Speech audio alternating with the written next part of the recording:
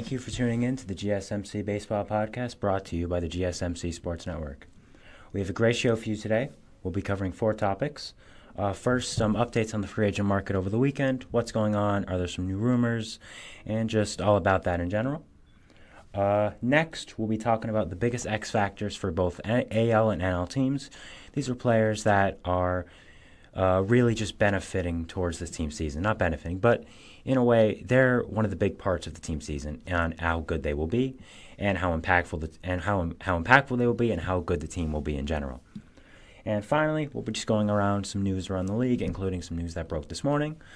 Those are our 4 segments. But before we get into that, I would please ask you to like the show. Also, I get a lot of questions from viewers during the show. So to ensure your question gets read on the air, please use the Tip Donations link, the one you see on the screen, streamelements.com/gsmcsportsnetwork./tip. This puts your question at the top of the list so that I do read it if you do send one, and it also really does help the show. So thank you so much for that. All right, so we're going to be getting into our first segment here, and that is going to be updates on the free agent market. So obviously we know of what's going on with the free agent market right now. We have 3 really big free agents left. We have the reigning Cy Young winner Blake Snell. We have Cody Bellinger, a former MVP. And we have Matt Chapman, one of the better third basemen in baseball. Now, I've said this multiple times now, but it really is true that this is unprecedented. We've never had this much talent on the market when spring training is starting. Really, probably forever. Yes, we did have Bryce Harper and Manny Machado who were on the market around spring training time a few years ago, but they did sign eventually, and we're about to start games, and they haven't signed. So I think you can look back at the Bryce Harper and Manny Machado market, but I also think this is kind of a new thing of its own. Just these 3 players, and we don't even think they're close to signing. Maybe Blake Snell is the closest of them all, but we don't really know, and we're going to talk about it. So, let's get it on right here. So, first, we have, as the aforementioned, Cody Bellinger. So, Cody Bellinger, we all know who he is. He was former MVP with the Dodgers, struggled a couple of years, and went to the Cubs, had a great year, a real bounce back. And he went to free agency thinking, okay, I have my bounce back year. I showed everyone I can still play at a high level. I can still be a really good, impactful player in this league. I'm going to get my payday. And it hasn't happened yet. He's still in the market. There's some concerns about him that, some teams have voiced, like he didn't hit the ball very hard last season, which usually is an indicator of getting lucky and not as much future success in baseball. You have to look at these things. So just some updates on his market right now. The only real market we have, and this is kind of a joke, but at this point we're looking for anything. Lou Matino's famous Chicago deep dish pizza, very famous deep dish Chicago place, told him he will get free pizza for life if he gets the deal done with the Cubs. So that's a little fun thing to get involved in this, I guess, right? We're grasping at straws right now, grasping at anything that can mean any movement in the market. As a baseball fan, I'm sure there's going to be a lot of baseball fans watching this, I'm sure. We want to get this market moving. We want to see players sign. We want to see this get going. It's kind of boring right now. We want to see where they go. We want to get the season underway, and anything that can fix it right now is impactful to us. So that's why I did mention it. So just going over Bellinger's market right here, I'm going to list a few teams I think make some sense for him, and why as well. So first, we have the Cubs. As I just mentioned, he'll get a free deep dish for life if he signs there. So I'm sure that's an incentive. As a New Yorker, I don't think that's much of an incentive, but I'm sure for someone who lives in Chicago, it definitely is. So just looking at why the Cubs do make sense for Bellinger here, he is comfortable there. As we saw last year, his career was kind of in flux. We didn't know if he was very bad with the Cubs, was he going to play in the MLB again? I think that's a really fair criticism to ask, and something that could have happened. But thankfully for him, he had a great season, and I think he showed he was comfortable in Chicago. The Cubs liked him. He became a Cubs fan favorite because he was really good. I think that's all you have to do in Chicago, really. Just play good at baseball, and they'll like you, which he did. So it makes sense in that perspective, but there are some question marks with this. The first and big one really is Pete Crow Armstrong. Pete Crow Armstrong is one of the better prospects in baseball. He is looking to be the Cubs' future center fielder. Ever since he came over from the Mets in the Javi Baez trade, he has just flown up the rankings and really made himself to become one of the better prospects in baseball, and especially center field prospects. If he can develop his hitting to where teams think he can be a really, really good player. He has that glove right now. I think he'll immediately slide in as one of the better defending center fielders in baseball. So I don't know if the Cubs want to block him with re-signing a guy like Cody Bellinger, because you could now say, oh, well, you just put Bellinger at first where he's comfortable. Bellinger is a very good defender, like Pete Crow. So you put him at first, he's kind of losing a lot of the value that he brings, because defense obviously is much less important at first than center field.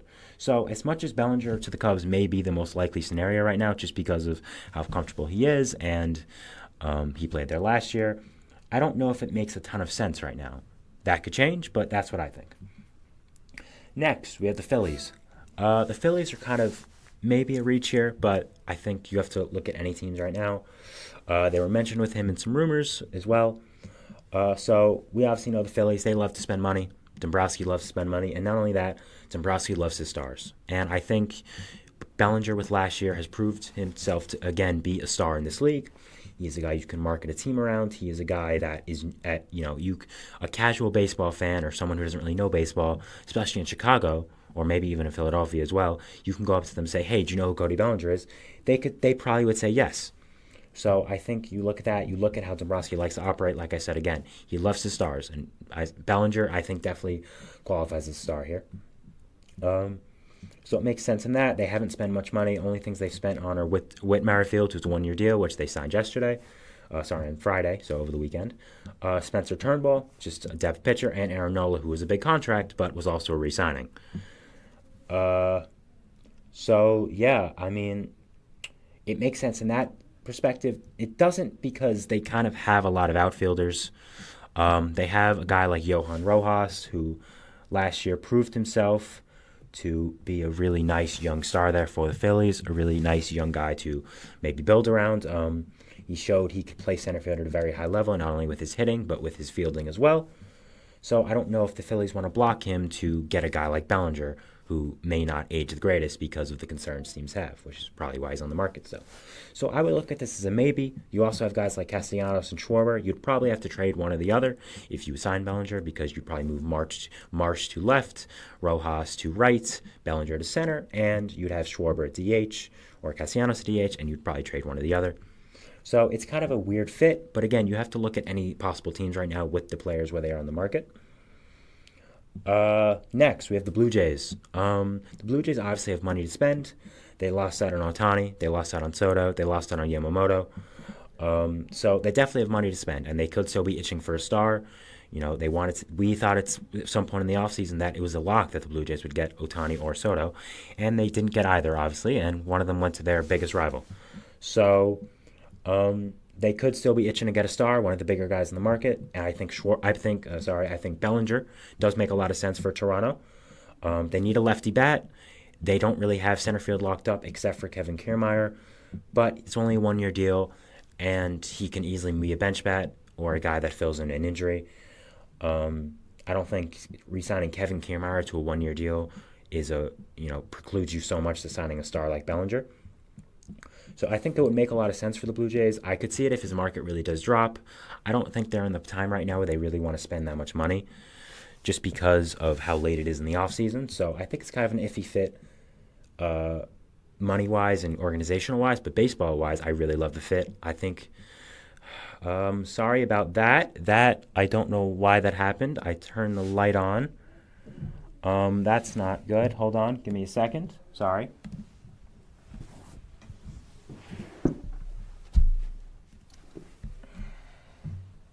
Sorry about that. I turned the light on. I don't know why it happened in this room.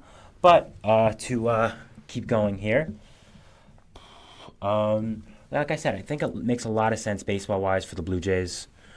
They need a lefty bat. They need a center fielder. So I think, again, baseball-wise, it makes a lot of sense. But I don't think they'll spend the money this late in the offseason. They could surprise me. This offseason's been full of surprises, but I don't know. Wrapping it up here with Bellinger, the Angels. They have money to spend. Obviously, they did not re-sign Ohtani. When you don't re-sign the best player in baseball, you have a lot of money to spend. This would also help them move Trout to a corner spot, make him age better, make that contract potentially worth it, because Trout has struggled over the past few years. He still is Mike Trout, but he has kind of not been as great as before. Also, John Heyman said their baseball people like him, so I think that could mean something if their baseball people see something in him that we don't as the public. I think they have a decent young core in place as well. Bellinger, I think, would kind of be an accessory to that. Guys like Zach Neto, guys like Logan O'Hoppe, you could add into that young hitting core.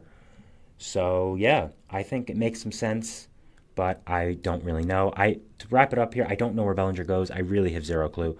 I don't want to make an uninformed guess. There's just been really no rumors. I think the Cubs are the most likely one, but again, I don't think it makes much baseball sense. So I really couldn't give you a fair guess right here. So I'm not going to. He's a good player. I just don't know where the fit is for Bellinger right now. Next, we're going to move on to a guy who's been in the news a good amount recently, Blake Snell. Blake Snell, I think what's going on with him, right now is Bob Nightingale, who, we take Nightingale with a grain of salt, but he's right about some things. He says the Yankees are seriously interested on him on a short-term deal with high AAV, which I think makes a lot of sense. Snell to the Yankees has been something that's rumored for really all of the offseason right now. So if his market really falls, he could say, okay, I want a low-term deal. I could hit the market next year or the year after, get my money as well, and still get a big contract. So I think it will make a lot of sense. So we're going to go to the teams that fit Snell right now, and we're just going to add on to it with the Yankees, like I mentioned. They showed interest for in the offseason. This would really solidify their pitching depth with they have a good amount of injury risk on that staff. It's a good staff if everyone stays healthy, but I don't know if they will. And, of course, he is a former teammate of newly acquired superstar Juan Soto. I don't think that hurts. Next, we have the Angels. They have, again, the same things with Bellinger. They have money to spend after Ohtani left. They need pitching, and Snell lives in Southern California during the offseason. So maybe he would take some less money to go stay in the area he's living in right now. I think it would make some sense. The Angels, of course, always need pitching. Artie Moreno loves spending money. So I think it would make some sense. Seattle. Now, you may be wondering why would Seattle be interested? And that would be a really good point. Seattle has a lot of good young pitching. Really one of the better young pitching cores in baseball, probably next to teams like the Marlins. But Snell is from Seattle. There's been some rumors that he would like to go back home, and that while it doesn't make the most sense, he would take less money. We don't know if these are confirmed, but that's what we've heard, and it would make sense. He reps Seattle a lot on social media, big Seahawks fan as well, so maybe he would go back to Seattle, go back home, take a shorter price. If he were to sign with the Mariners, which is unlikely, but again, we're just listing options here, it would allow them to trade from their young influx of pitching depth and maybe get a good bat to build around. And, getting a guy like Snell in there would give you that possibility. So it doesn't make a lot of sense, but I think it makes some sense if he wants to take a hometown discount. And just because of that in general. The Giants. That's my next team. My next player, so we'll get to that. But for Snell, I think he probably goes to the Angels. I just think they make the most sense with the pitching needs, him living in Southern California, Artie Moreno loving to spend money. So I think it makes a lot of sense for him to go to the Angels. Again, I don't really know because he's still in the market, so we don't know. But I think the Angels, as of right now, do make the most sense. And the last player we're going to be talking about for the updates on the free agent market, that is Matt Chapman. So updates with him is that the Giants, they said they're probably done adding significant players, and they feel pretty set right now, which I think is a huge blow to his market. I had him going to the Giants for a long time. I still kind of do think he ends up there, but we'll get to that. And I thought it was just made the most sense. So it was kind of a big shock to a lot of people that maybe the Giants aren't going to be signing Chapman like we all expected. So to go into the Giants here is a fit for Chapman. They still make sense, I believe. He's from the Bay Area. He played under Bob Melvin. They have a good relationship.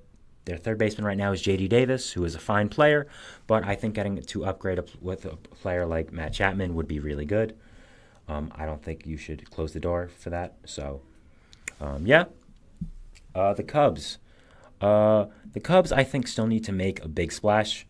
They obviously have Craig Counsell, who was their big splash at the start, but he is a manager. Shoto Imanaga, Hector Neris, fine players, but not the big splash you're looking for if you're a Cubs fan, I think. I think Chapman will represent that. They could definitely use an upgrade at third base. Patrick Wisdom, Nick Madrigal, the guys there, they're fine players, but getting a guy like Chapman to really solidify it, get you another star in that lineup, big bat. So it makes some sense for the Cubs. The Blue Jays, his whole team. They could definitely improve at third base.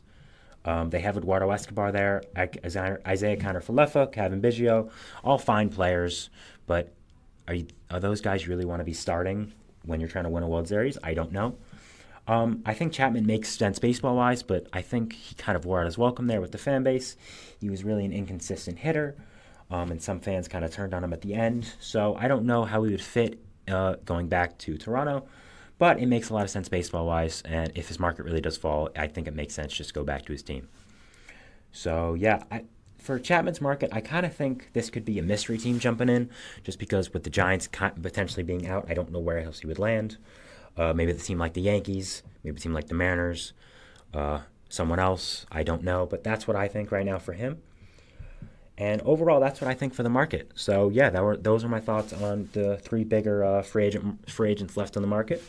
We're going to be taking a quick break here, but then we'll go to segment 2, which is going to be X factors for each AL team. So, yeah, we'll get into that. But first, we're going to take a break. So here we go. Thanks.